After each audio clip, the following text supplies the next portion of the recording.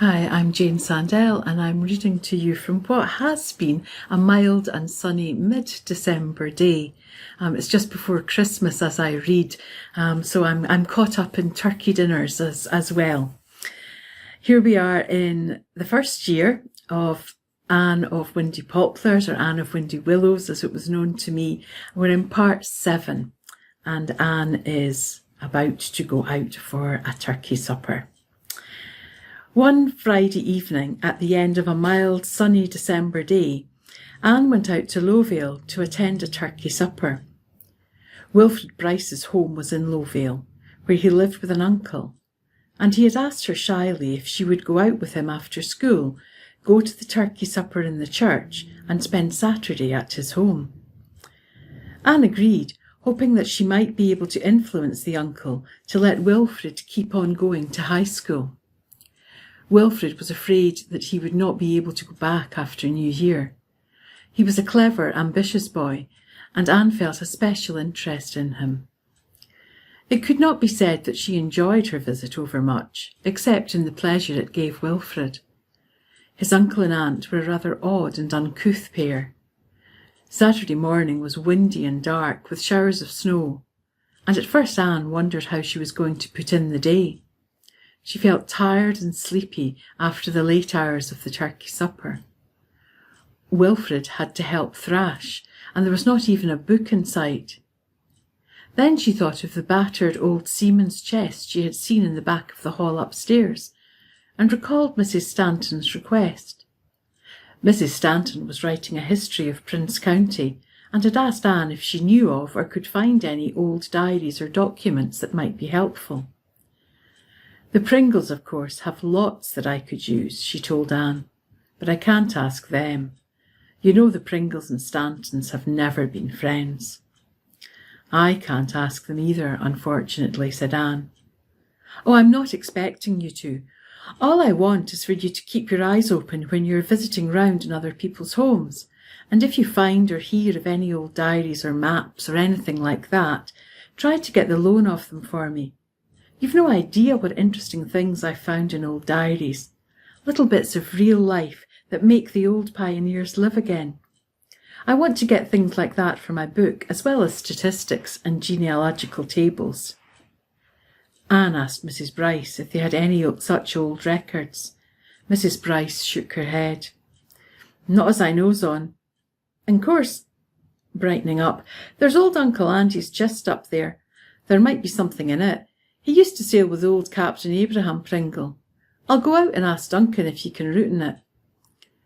Duncan sent word back that she could root in it all she liked, and if she found any documents, she could have them. He'd been meaning to burn the hull contents anyway, and take the chest for a toolbox. Anne accordingly rooted, but all she found was an old yellowed diary or log, which Andy Bryce seemed to have kept all through his years at sea.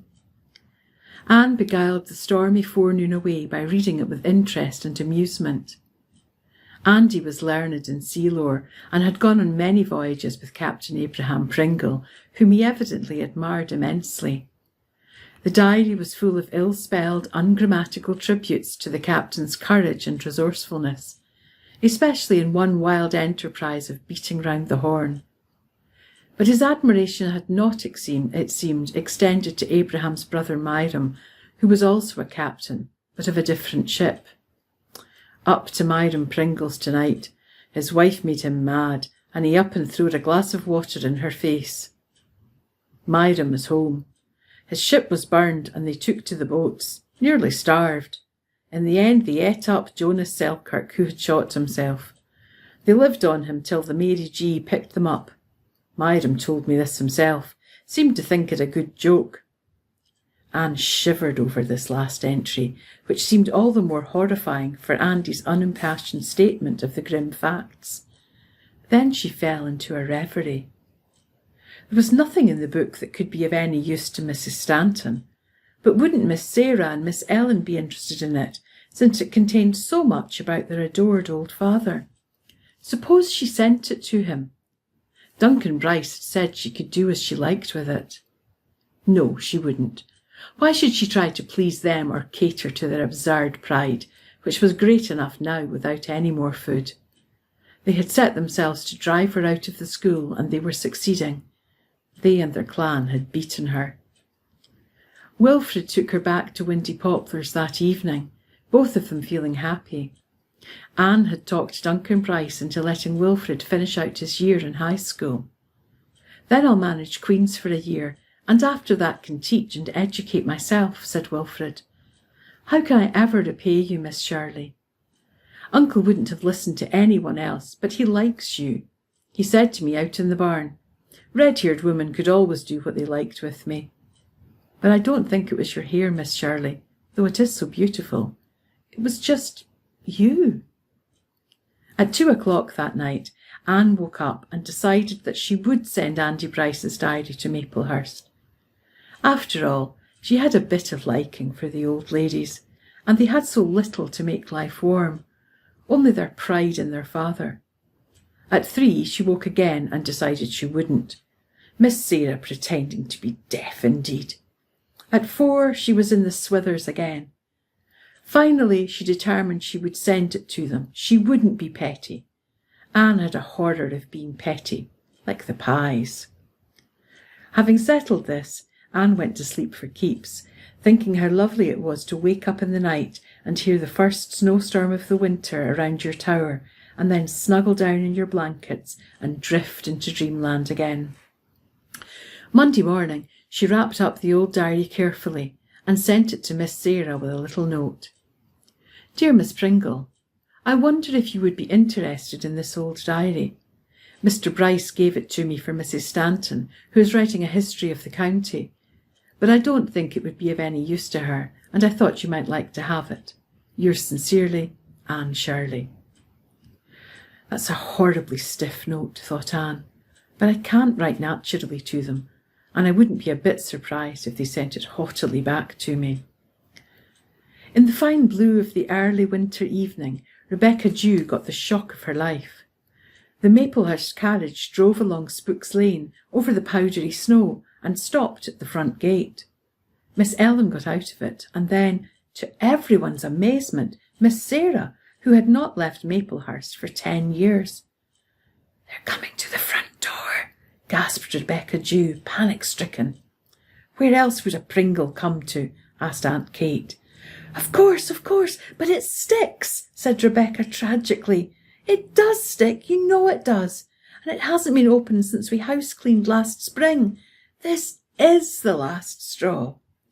The front door did stick, but Rebecca Dew wrenched it open with desperate violence and showed the Maplehurst ladies into the parlour. "Thank heaven we've had a fire in it today," she thought, "and all I hope is that cat hasn't haired up the sofa. If Sarah Pringle got cat hairs on her dress in our parlour." Rebecca Dew dared not imagine the consequences. She called Anne from the tower room, Miss Sarah having asked if Miss Shirley were in, and then betook herself to the kitchen, half mad with curiosity as to what on earth was bringing the old Pringle girls to see Miss Shirley. "If there's any more persecution in the wind," said Rebecca Dew darkly. Anne herself descended with considerable trepidation. Had they come to return the diary with icy scorn? It was little wrinkled, inflexible Miss Sarah who rose and spoke without preamble when Anne entered the room. "We have come to capitulate," she said bitterly. "We can do nothing else. Of course she knew that when that scandalous entry about poor Uncle Myram was found. It wasn't true. It couldn't be true. Uncle Myram was just taking a rise out of Andy Bryce. Andy was so credulous. But everybody outside of our family will be glad to believe it. You knew it would make us all a laughing-stock and worse. Oh, you are very clever. We admit that. Jen will apologise and behave herself in future. I, Sarah Pringle, assure you of that. If you will only promise not to tell Mrs. Stanton, not to tell anyone, we will do anything, anything." Miss Sarah wrung her fine lace handkerchief in her little blue-veined hands. She was literally trembling. Anne stared in amazement and horror. The poor old darlings, they thought she had been threatening them. "Oh, you've misunderstood me dreadfully," she exclaimed, taking Miss Sarah's poor, piteous hands.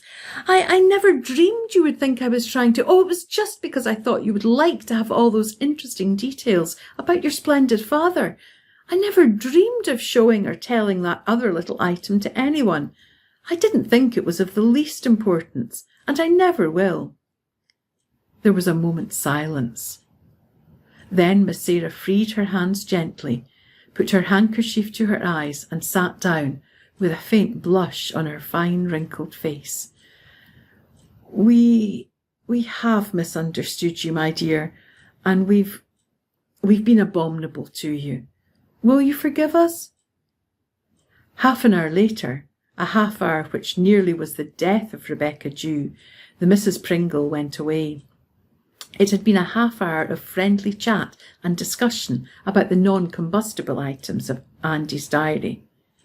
At the front door, Miss Sarah, who had not had the least trouble with her hearing during the interview, turned back for a moment and took a bit of paper covered with very fine, sharp writing from her reticule. "I had almost forgotten. We promised Mrs. McLean our recipe for pound cake some time ago. Perhaps you won't mind handing it to her. And tell her the sweating process is very important, quite indispensable indeed. Ellen, your bonnet is slightly over one ear. You had better adjust it before we leave. We were somewhat agitated while dressing." Anne told the Willows and Rebecca Dew that she had given Andy Bryce's old diaries to the ladies of Maplehurst, and that they had come to thank her for it. With this explanation they had to be contented, although Rebecca Dew always felt that there was more behind it than that. Much more. Gratitude for an old, faded, tobacco-stained diary would never have brought Miss Sarah Pringle to the front door of Windy Poplars. Miss Shirley was deep, very deep. "I'm going to open that front door once a day after this," vowed Rebecca, "just to keep it in practice. I all but went over flat when it did give way. Well, we've got the recipe for the pound cake anyway. 36 eggs! If you'd dispose of that cat and let me keep hens, we might be able to afford it once a year." Whereupon Rebecca Dew marched to the kitchen and got square with fate by giving that cat milk when she knew he wanted liver. The Shirley Pringle feud was over. Nobody outside of the Pringles ever knew why, but Summerside people understood that Miss Shirley, single-handed, had in some mysterious way routed the whole clan, who ate out of her hand from then on. Jen came back to school the next day and apologised meekly to Anne before the whole room. She was a model pupil thereafter, and every Pringle student followed her lead. As for the adult Pringles, their antagonism vanished like mist before the sun. There were no more complaints regarding discipline or work home. No more of the fine, subtle snubs characteristic of the ilk. They fairly fell over one another trying to be nice to Anne. No dance or skating party was complete without her, for although the fatal diary had been committed to the flames by Miss Sarah herself, memory was memory, and Miss Shirley had a tale to tell if she chose to tell it. It would never do to have that nosy Mrs. Stanton know that Captain Myron Pringle had been a cannibal.